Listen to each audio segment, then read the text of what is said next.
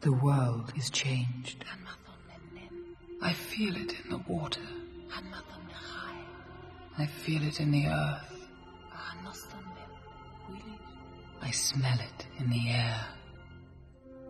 Much that once was is lost, for none now live who remember it.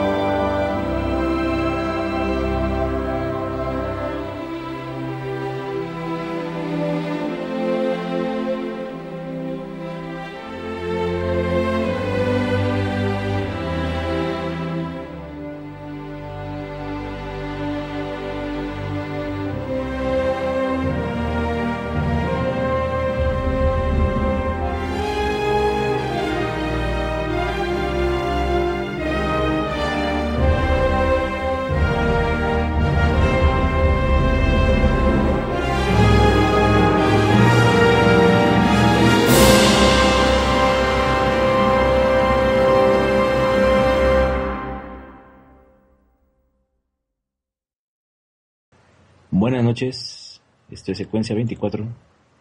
Saludamos a Lobos Maximus. Vamos a hablar hoy del Señor de los Anillos. Lobos.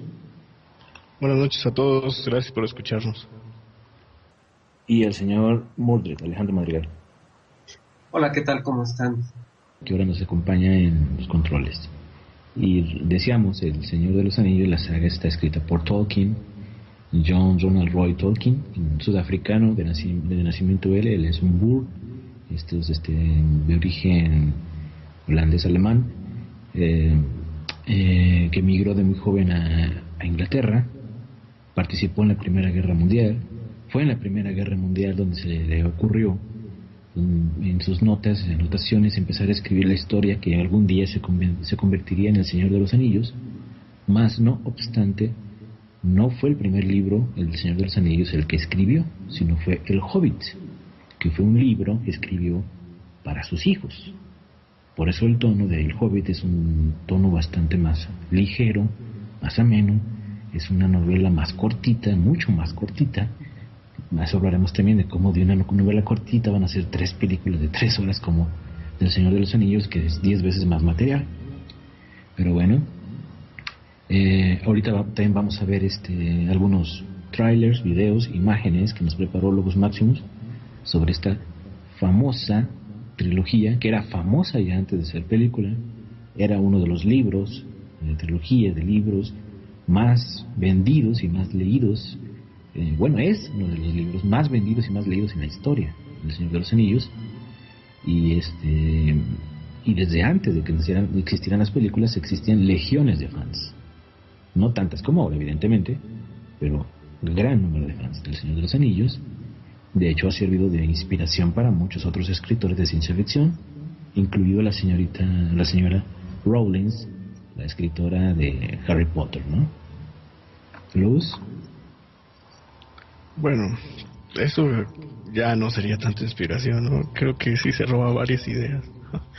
Pero sí, en efecto, es un libro que ya era muy famoso antes de ser película. Era según he leído de que es el segundo libro más leído de la historia, después de la Biblia.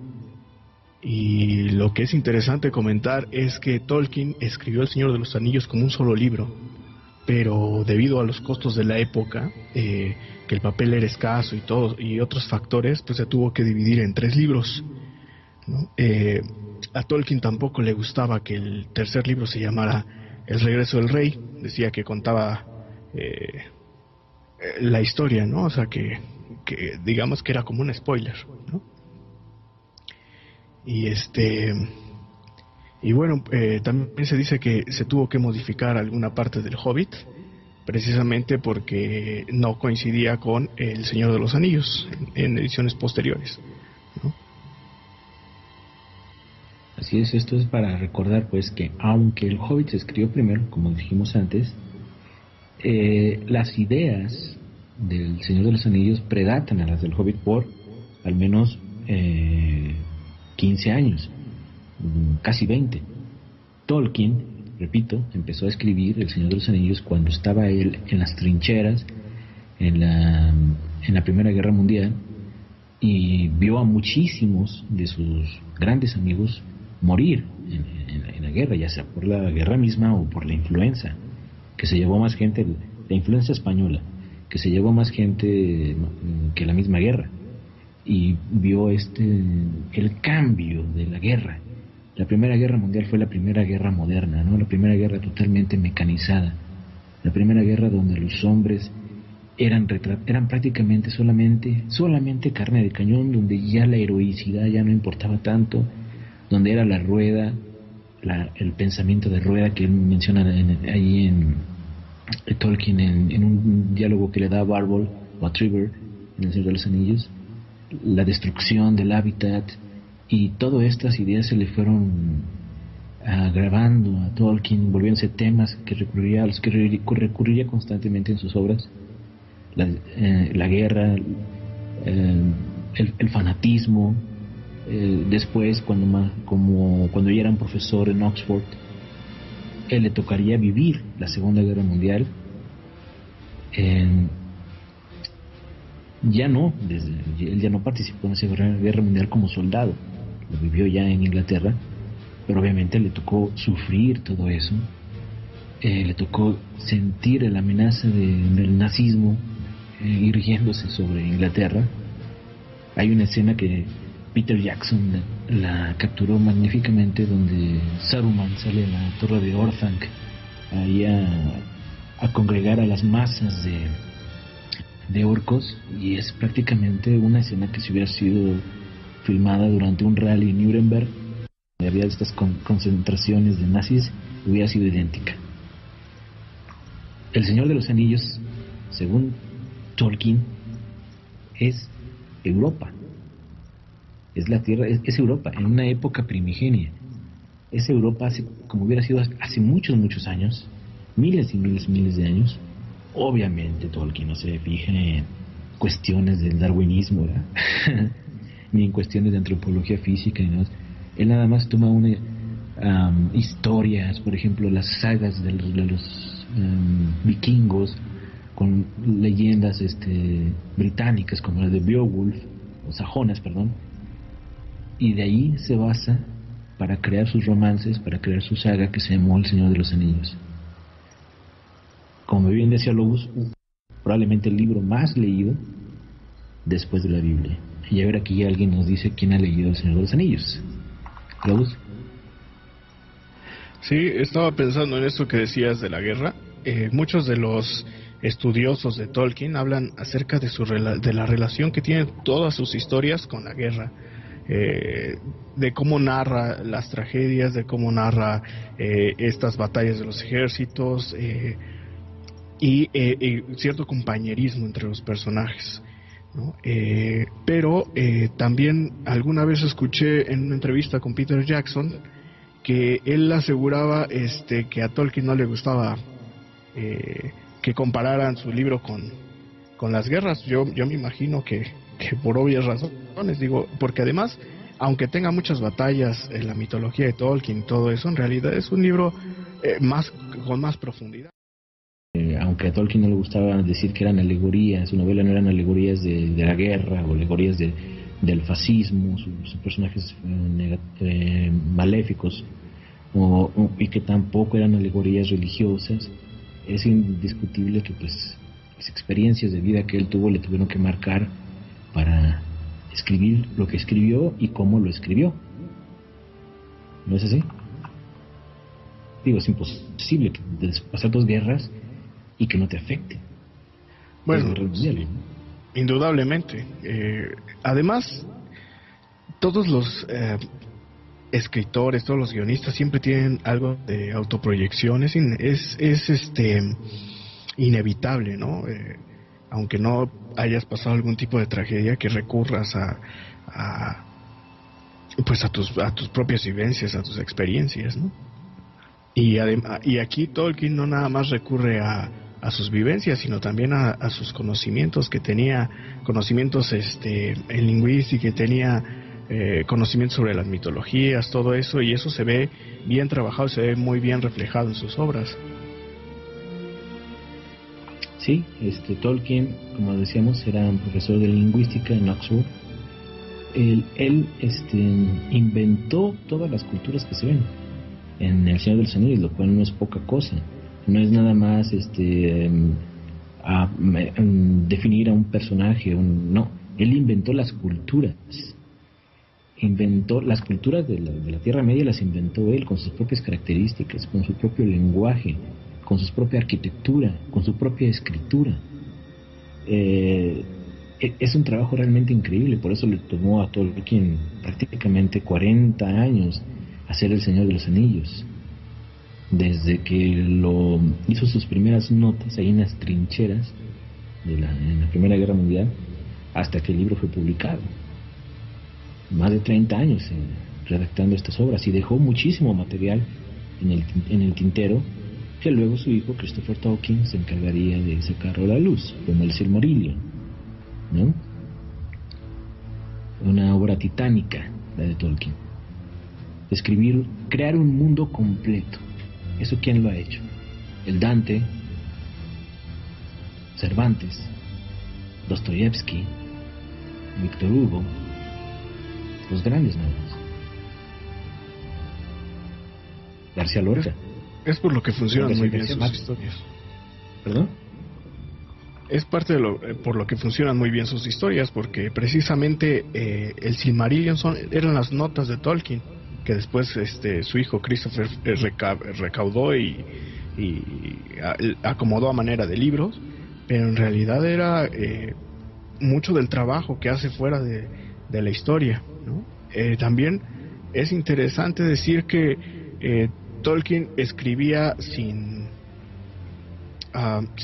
hacer una sinopsis, ¿no? Iba escribiendo conforme le iba dando la historia. No tenía como claro hasta qué punto iba a llegar. Sí. Si hablamos de Tolkien, para ponerlo en contexto, hablamos de los grandes escritores, ahorita mencionamos algunos de ellos, mencionamos a Dostoyevsky, mencionamos a Víctor Hugo, mencionamos a Cervantes. Bueno, Tolkien vendría siendo, si les gusta, algo así como el Dostoyevsky, de la fantasía. Y de hecho muchos expertos dicen, bueno, Tolkien debería ser realmente considerado uno de los grandes escritores del siglo XX, independientemente del género. Aunque algunos de sus críticos dicen que bueno, sus obras son bastante simples en su redacción, no su redacción, sino en la forma en que narra los hechos, ¿no? Que realmente esos personajes no están demasiado delineados, no tienen mucha profundidad psicológica, más bien son personajes arquetípicos. Pero bueno, ¿qué arquetipos son? ¿Y qué mundo tan rico construyó? Pero en fin, creo que mejor nos vamos metiendo a las películas, ¿no? Porque a lo mejor la novela la han leído muy poca gente y las películas seguramente la han visto todos.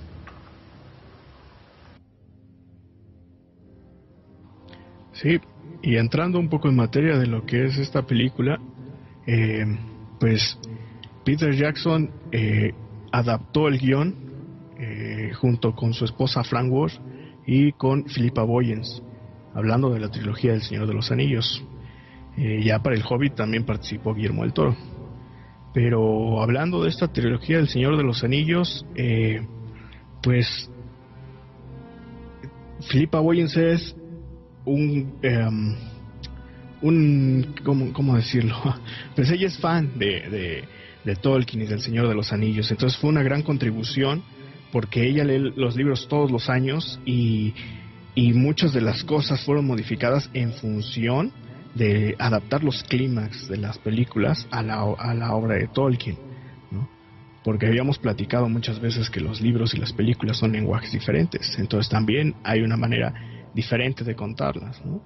Nosotros tenemos en cierta cantidad de tiempo que meter el clímax que a lo mejor en un libro venía mucho más adelante, aparte de que están contadas de forma diferente, porque Tolkien, los libros están escritos mucho por bloques y las películas intercalan muchas de las escenas, lo que la hace más ágil visualmente hablando, ¿no? Así es, hubo un gran trabajo de Philippa Boyens aquí de sintetizar las cientos y cientos y cientos de páginas y de información que hay en El Señor de los Anillos, porque básicamente lo que es El Señor de los Anillos, como El Hobbit, es un travelogue.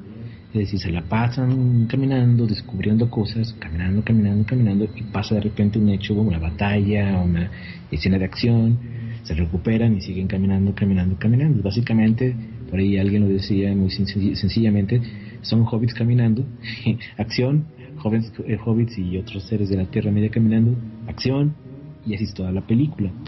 Kevin Smith lo dijo, ¿no? De hecho, es muy chistoso porque si ustedes ven Clerks 2, hay una discusión entre un fan de Star Wars con un fan de El Señor de los Anillos, y ahí Kevin Smith dota al fan de Star Wars de sus propias ideas que dan las conferencias respecto a lo que él piensa de las películas del Señor de los Anillos, y pues lo utiliza para burlarse de esta manera, ¿no? Diciendo que las 3 películas eran hobbits caminando.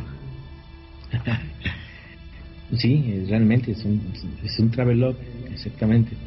Pero lo interesante es todo lo que acontece cuando estos pequeños hobbits salen de su, valga la redundancia, su pequeño mundo y se enfrentan a todos los peligros del mundo. Hay que recordar que, como decíamos, que para Tolkien la Tierra Media era Europa en una época ancestral. La comarca de Shire vendría siendo la campiña inglesa, y él decía a Tolkien que él era como él mismo, como un hobbit. Entonces él se sentía así cuando salió a la Gran Guerra, como se le llamó en ese entonces. Un pequeño campesino, él era de origen humilde, bueno, no campesino, pero de origen humilde, y ver con ojos asombrados la malicia, la maldad y la grandeza del mundo, la extensión del mundo y la extensión de la maldad del ser humano también, ¿no? Eso se puede ver en El Señor de los Anillos. con personajes oscuros como los Nazgûl o como los Reyes, bueno, que son los mismos, perdón, o como el mismo Sauron o los orcos, o los Uruk-hai, que no son lo mismo que los orcos, pero bueno, los Trasgos, por supuesto. Sí, regresando un poco a la cuestión del guión, pues hubo que reescribirlo constantemente, ¿no? Para adaptarlo y demás. Por lo mismo, Peter Jackson se basó mucho en la opinión de los fans, porque existían ya páginas en internet con grupos de fans que le sugerían cosas a Peter Jackson o no, y entonces creo que es muy valioso escuchar a la gente que realmente conoce el tema, y en esta película lo hizo. No quiero decir tampoco que se haya dejado manipular. Hay muchas ideas de Peter Jackson, hay muchas ideas de Frank Walsh, pero tomó en cuenta, pues, para poder ir haciendo eso. Y entre las ideas de estos tres escritores que estaban adaptando la novela, pues había muchos cambios. Inclusive los actores comentan que a veces los cambios se les deslizaban unas horas antes debajo de sus puertas de los camerinos, en los cambios en el guión para que ellos llegaran a set. Entonces, inclusive llegó a haber algún momento en que llegando a set les dieran las hojas con todos los cambios, ¿no? De todo eso. Y hablando de actores y del guión y de fans, también Christopher Lee, que hace el papel de Saruman, es un gran fan de Tolkien. O sea, de hecho creo que ya había hecho algunas versiones en audio como audiolibros del Hobbit, del Señor de los Anillos. También hay que aclarar que estas películas de Peter Jackson no es la primera vez que la historia del Señor de los Anillos fue llevada al cine. Ralph Bakshi, famoso director de cine animado, Ralph Bakshi, el director de Fritz the Cat, dirigió El Señor de los Anillos en el año 78, si no me equivoco, una versión animada. No sé si la hayan visto por ahí. Entonces esta película de Peter Jackson, esta versión de Peter Jackson, no fue el primer intento de llevar al Señor de los Anillos al cine, pero sí fue el primer intento en llevarlo con personajes reales, ¿no? Con actores, no de una forma animada como lo hizo Ralph Bakshi. ¿Por qué hasta el año 2000 prácticamente? Pues porque antes no existía, pues, la tecnología para recrear todo el mundo de la Tierra Media, para recrear los Balrogs, para recrear los Nazgûls, para recrear los orcos, los Trasgos, el Gollum. Hay que tener en cuenta que Gollum, el personaje de Gollum, fue probablemente el primer personaje digital CGI, hecho por CGI, interactivo, que fue que realmente nos convencía a la audiencia, ¿no? De que estaba allí y que estaba interactuando con actores verdaderos. Ya no se veía caricaturesco, ya no se ve caricaturesco, ya no se ve como, pues, en Cool World o en Roger Rabbit, ya no se ve que es obviamente un monito ahí. Es un personaje que reacciona, ¿no? Y que tiene emociones y rasgos faciales expresivos únicos. Esa es también una revolución que le debemos al Señor de los Anillos, esta tecnología que la empujó varios kilómetros hacia allá, llevó el balón lejos, la tecnología esta del motion capture, ¿no? El señor Peter Jackson. Bueno, sí, indudablemente eso es uno de sus mayores logros, el Gollum. Yo diría que en mucha parte de la industria eso se debe su éxito, porque era algo que hasta ese momento no se había conseguido, que un personaje animado hiciera clic con la gente de forma emocional.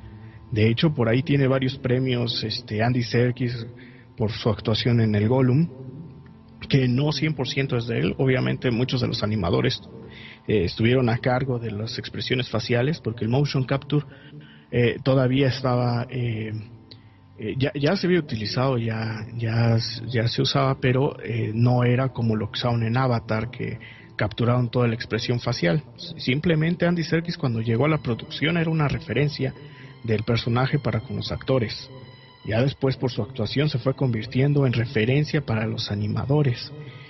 Y sí, indudablemente fue una revolución.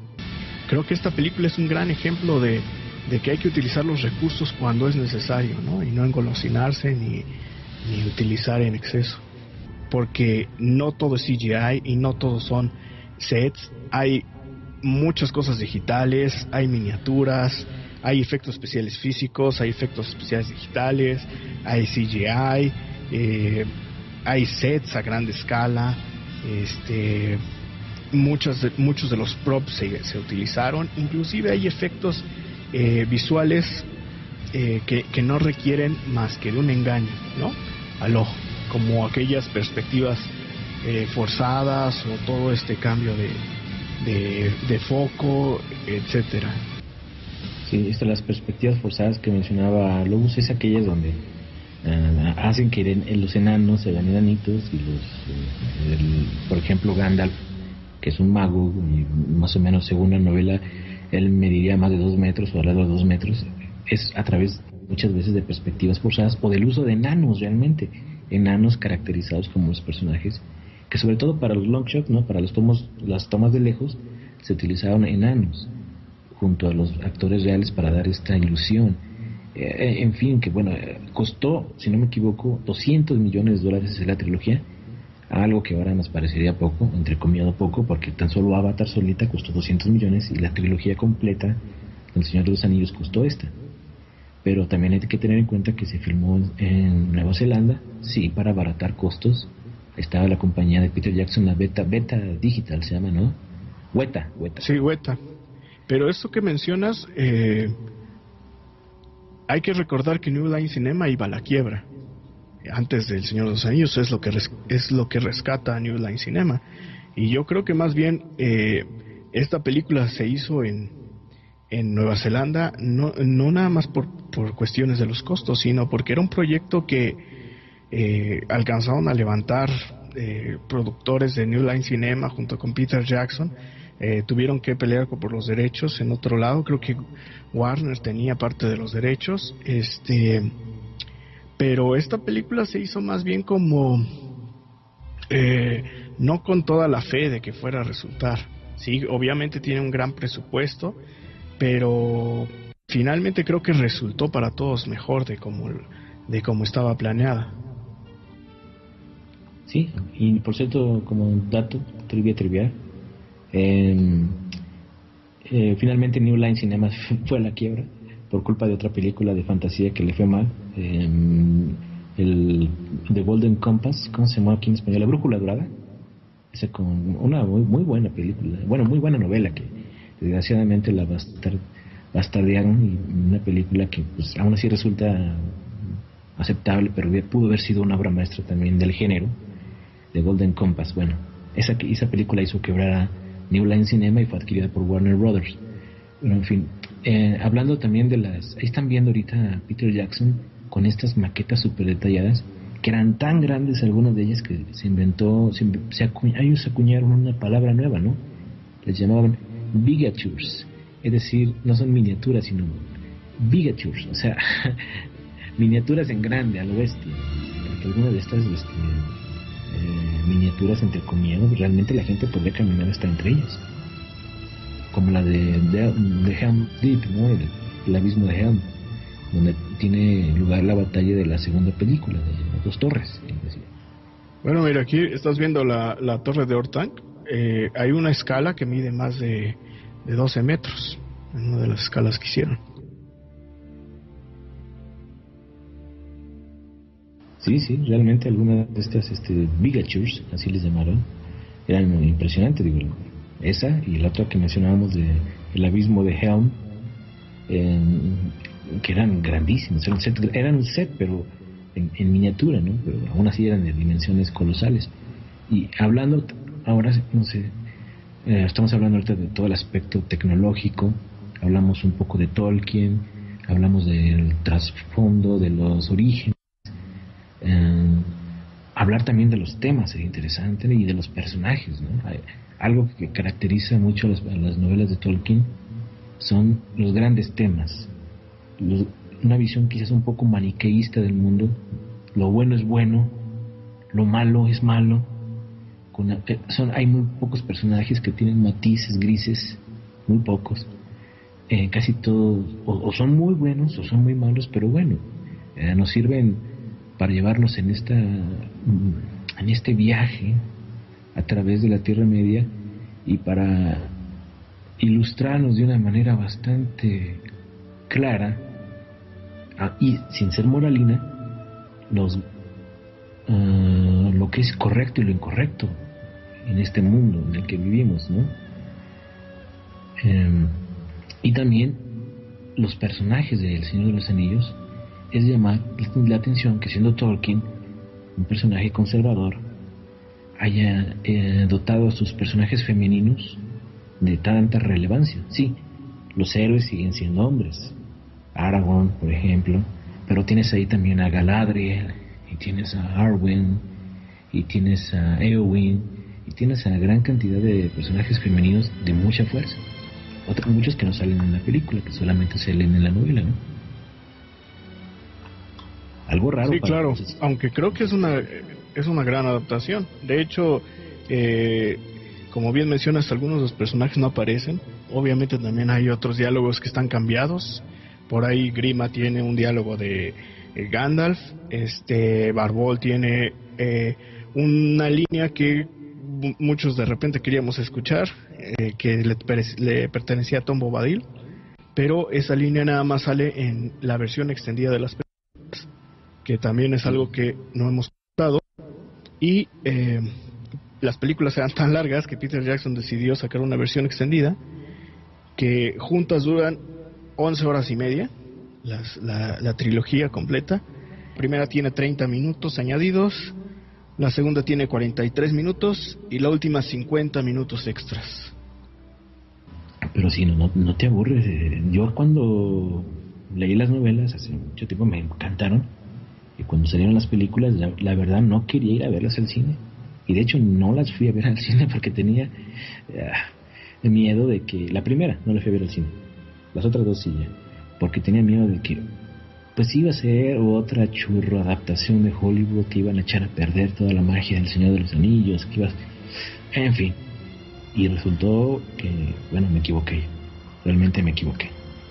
Pues fíjate qué curioso, yo leí los libros cuando tenía 8 años, y después me topé con esa animación que sacaron en el 78, y me gustó bastante, pese a que tiene por ahí algunos problemillas. Me gustó, de hecho busqué las otras partes, nada más encontré El Regreso del Rey animado, y también que hicieron El Hobbit. Me parece que las tres son por el mismo estudio, con el mismo tipo de técnica.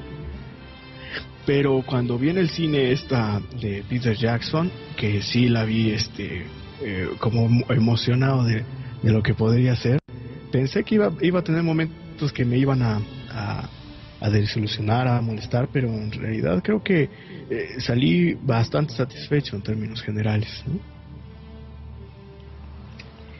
El Señor de los Anillos, una obra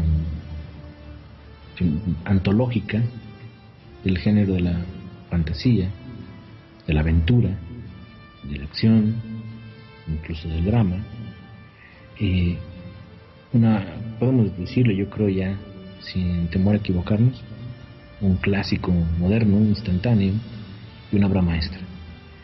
Y podemos empezar a hablar del Hobbit, de la que van a ser una trilogía también, y que creo que empezó, si bien no con un descalabro total, la película es mirable, es aceptable comparado con la oferta promedio del cine de fantasía en Hollywood, pues creo que se lee hasta bien parado, pero sí resulta ser una decepción, una gran decepción cuando se compara con El Señor de los Anillos, porque creo que la regaron allí al tratar de extender una pequeña historia, como lo es El Hobbit, en 3 películas de 3 horas, llegando a Harry Potter.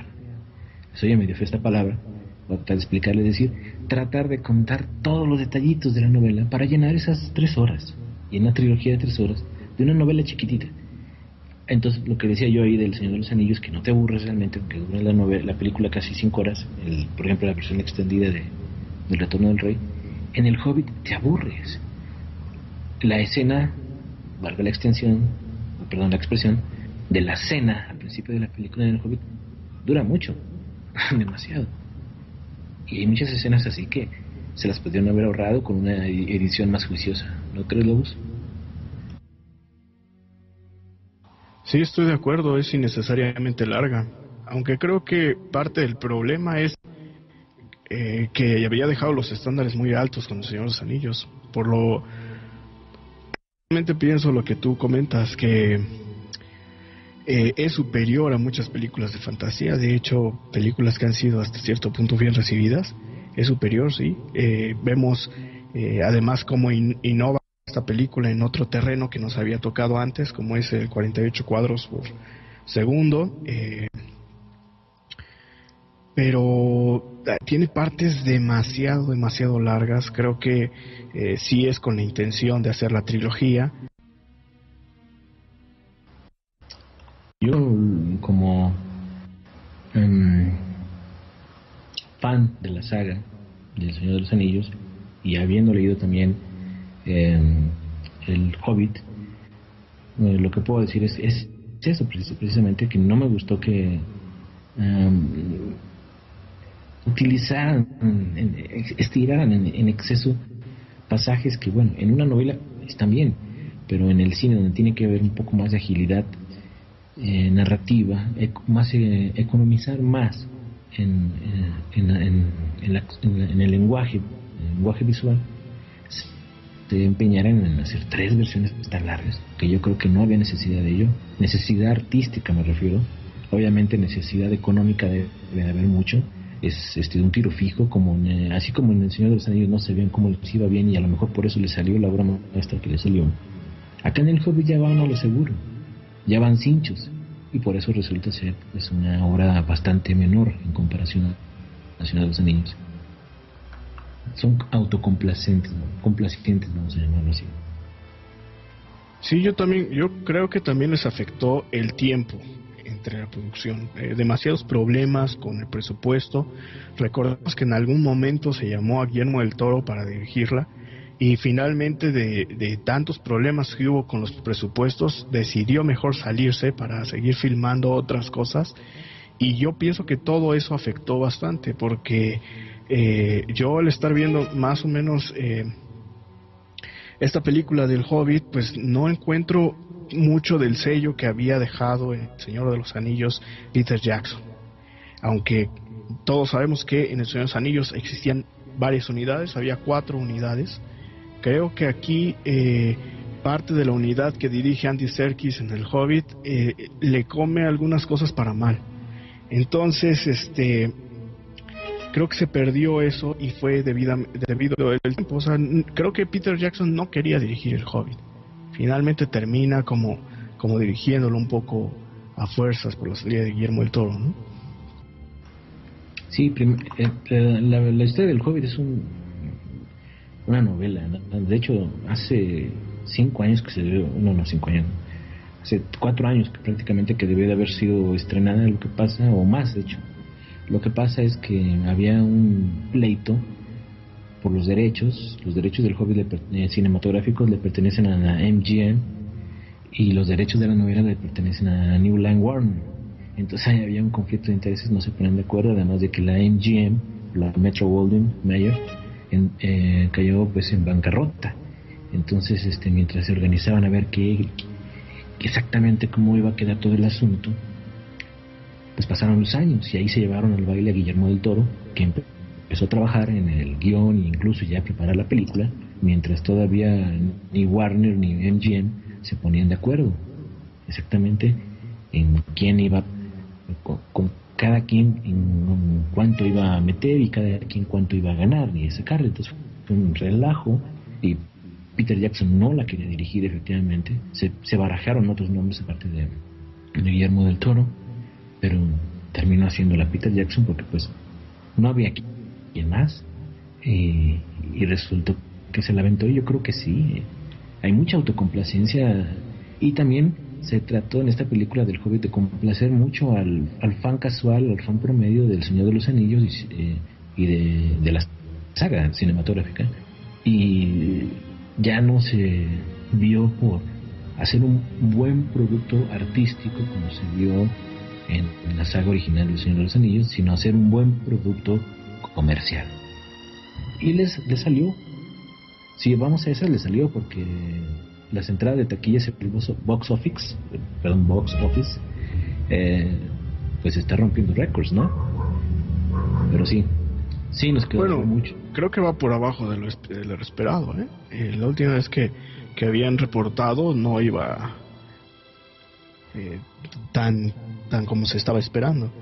De todas formas va a recaudar muchísimo, porque además salió con muchísimas copias y en varios formatos, ¿no? Uno la puede encontrar de 2D, 3D, 4D y hasta en IMAX 3D a 48 cuadros.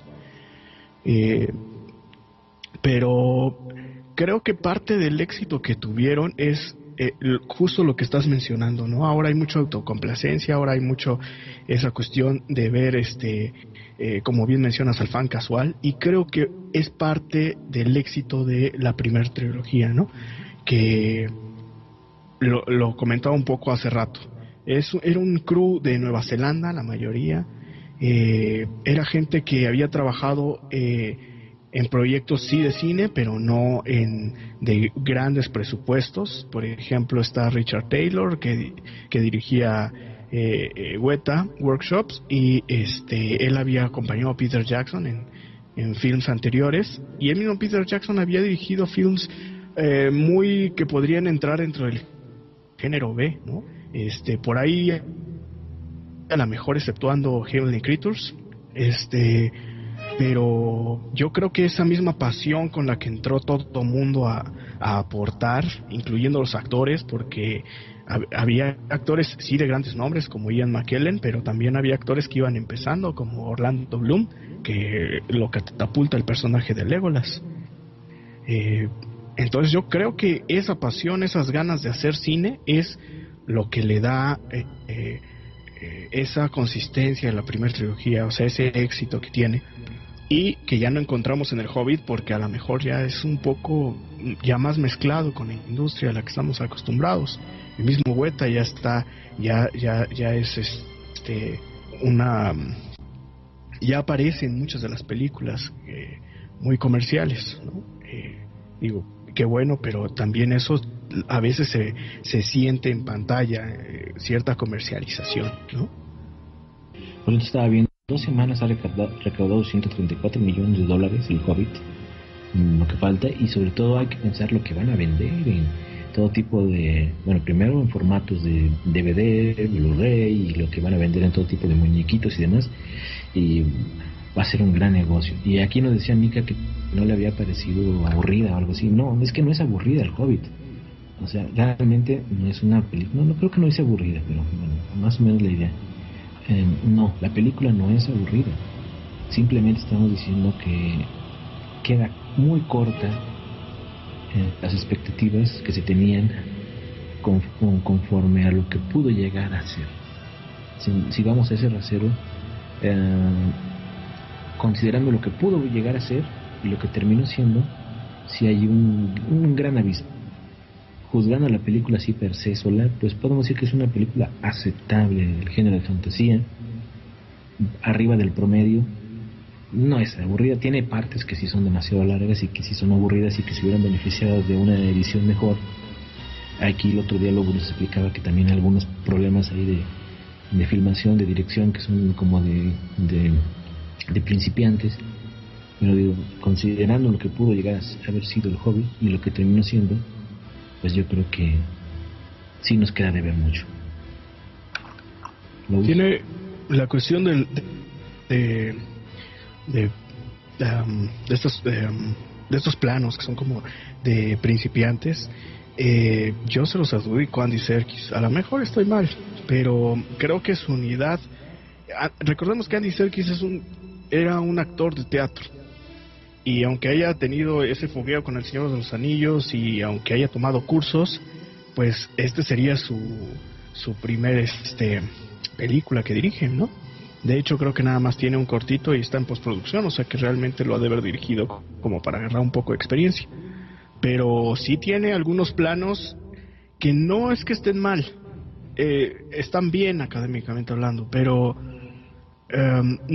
no aportan. O sea, de repente hace que la imagen se vea un poco aburrida si vemos por ejemplo, tiene long shots que son innecesarios. De repente hay una parte en donde uno de los enanos grita dragón, que no es spoiler porque eso es al principio. y la cámara, que ya se movía como cámara al hombro, de repente hace como un zigzagueo raro, como que era totalmente innecesario y que resulta ser más molesto que aportar a la historia, ¿no? Los two shots de repente, pues sí, de escuela, y siento que ya nos habían acostumbrado a otro tipo de tomas, ¿no? El Señor de los Anillos tiene tomas muy interesantes. Por ejemplo, hablábamos de las perspectivas forzadas, de la diferencia de escalas de Gandalf, de los hobbits, todo esto. Con esa perspectiva forzada, que era poner a un personaje más lejano de la cámara para que se viera más pequeño, metiéndolo en foco, evidentemente. En parte del making of nos platican que no se puede mover la cámara porque entonces rompe la ilusión. Pues entonces lo que diseñaron para poder hacer los travelings era mover también la mesa. Entonces con motion control, que es un aparato que sirve como para tener movimientos muy calculables. Entonces con eso podían mover la cámara y la mesa simultáneamente, y entonces teníamos un traveling. Ese tipo de cosas creo que se vienen extrañando. Creo que se clavaron más en la tecnología de los 48 cuadros y el 3D, todo eso. Acá Katia nos pregunta, ¿cuál es mejor, El Señor de los Anillos o Harry Potter? Me da más o menos preguntar quién es mejor, si el Chicharito o Messi. No voy a decir quién vendría siendo el Chicharito ni quién sería Messi, pero esa sería la respuesta, ¿no? Y bueno, podremos hablar del Señor de los Anillos muchos programas, hay muchos temas de los que podremos hablar del Señor de los Anillos, temas ecológicos, temas raciales que se nos olvidaron, que también podemos hablar de los temas raciales, por qué los rubios en el Señor de los Anillos y por qué los morenos son los malos, etcétera, que lo explica Tolkien, por cierto, también. El tema de la guerra, por supuesto, el del amor, pero desgraciadamente el programa dura 1 hora, se nos ha terminado la hora, se nos fueron por ahí unos minutitos en los que nos acomodábamos, pero agradecemos infinitamente al señor Alejandro Madrigal, que hoy es su descorche como productor. Felicidades, lo hiciste bien, Alex, y gracias a Lobus que nos acompañó en esta transmisión, un gran ringer y fanático, aficionado y apasionado del Señor de los Anillos. Muchas gracias a todos por habernos escuchado. Se quedaron otra vez muchas cosas en el tintero, pero pues hacer la recomendación de que busquen las películas. Si no las han visto, vale la pena. Si ya las vieron, también vale la pena volver a verlas. Y si se consiguen por ahí las versiones extendidas, pues van a tener más de 19 horas de extras, entre pues todo lo que querían saber de ya sea de Tolkien, de maquillaje, de efectos especiales, de miniaturas, etcétera, y lo que es la película. O sea, tienen más de 33 horas de diversión sana en eso. Y gracias, la próxima semana nos estamos escuchando por aquí. Muchas gracias a todos. Buenas noches. Y para contestarle a Katy ya más claramente, por supuesto, Harry Potter es mejor. Y el Chicharito es mejor que Messi. Buenas noches. Se quedan con Oli Frey en el poder animal.